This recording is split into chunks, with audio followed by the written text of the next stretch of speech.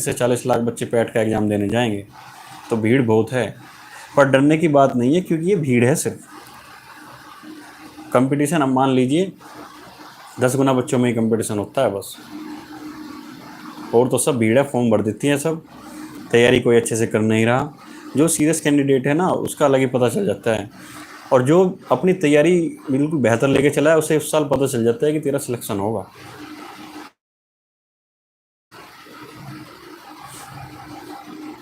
बाकी सब भीड़ है, अपनी तैयारी करते रहें। वही मैंने थोड़ी देर पहले बताया कि प्रैक्टिस सेट का बहुत महत्व है जीवन में। प्रैक्टिस सेट डेली लगाएं और उसका एनालिसिस करते रहें। एनालिसिस भी बहुत ही इंपॉर्टेंट है, और अपना रिवीजन। प्रैक्टिस सेट 3 चीज़ें हैं: प्रैक्टिस सेट, रिवीजन और अपना सिलेबस।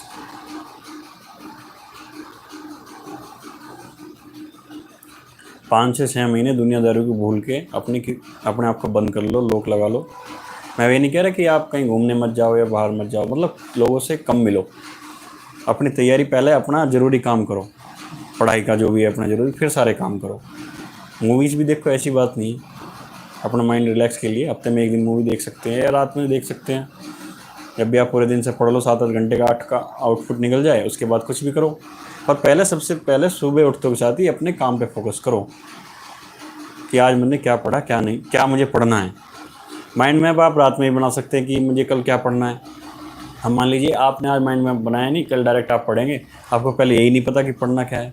जब आप पहले ही रात में क्लियर हो जाएंगे, 5-10 मिनट का टाइम लगता है इसमें, ज़्यादा नहीं, कि तो एक माइंड मैप बन जाते हैं कि हाँ मुझे कल ये करना है।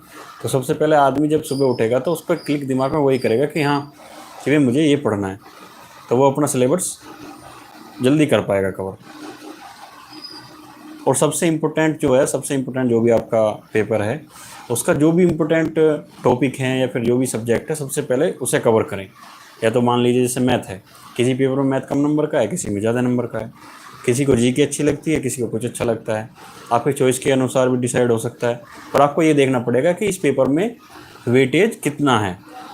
जैसे मान लीजिए दिल्ली पुलिस कांस्टेबल ही है, उसमें आपके 50 नंबर की जीके है, 15 का मैथ है। अब किसी का मैथ कमज़ोर है तो उसे तो इसमें फ़ायदा हो गया, और किसी का अच्छा है तो उसे थोड़ा नुकसान है।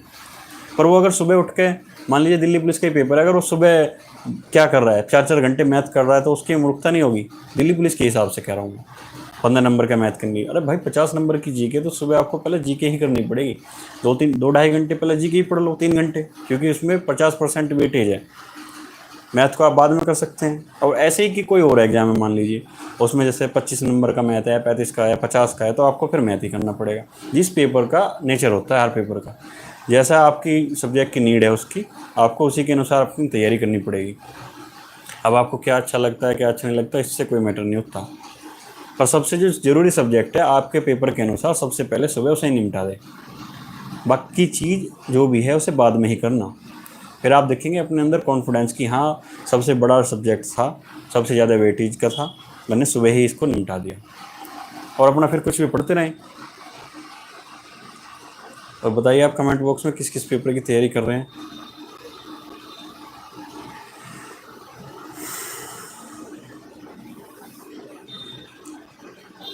सभी जुड़ जाएं सेशन से। अगले हफ्ते फिर लाइव होऊंगा। और मैं सोच रहा हूँ कि आपकी क्लासेस जो हैं अब शूट करने चालू करूँगा मैं, बड़ी लॉन्ग क्लासेस। इससे आपका बहुत बेनिफिट होगा। मैं सोच रहा हूँ कि टॉप 50 क्वेश्चन हर टॉपिक के लेके आऊँ। जैसे मैथ के हैं, परसेंटेज है, टाइम एंड वर्क है, टॉप 50 क्वेश्चन हर सब्जेक्ट के। और उसमें कॉन्सेप्ट प्लस प्रैक्टिस दोनों करा दूँ। जैसे कि आप देखेंगे 50 से 100 क्वेश्चन जो है ना इंपॉर्टेंट, अगर उन्हें हम कर लें तो किसी भी आप पेपर में बैठ जाइए, पर्सन उन्हीं से पूछता है घुमा फिरा के। बट डिट वो जो है ना अक्सर चेंज हो जाते हैं। आने वाली एसएससी जीडी है और दिल्ली पुलिस है, इन्हीं के लिए मैं सोच रहा हूँ कि लॉन्ग क्लासेस में रिकॉर्डेड करूँ। चलो आप सभी का धन्यवाद। फिर आज का सेशन हम यहीं रखते हैं, अगले हफ्ते फिर से मिलेंगे। सेशन में जुड़ने के लिए सभी का धन्यवाद। और कोई सुझाव हो तो आप कमेंट बॉक्स में ज़रूर बताएं।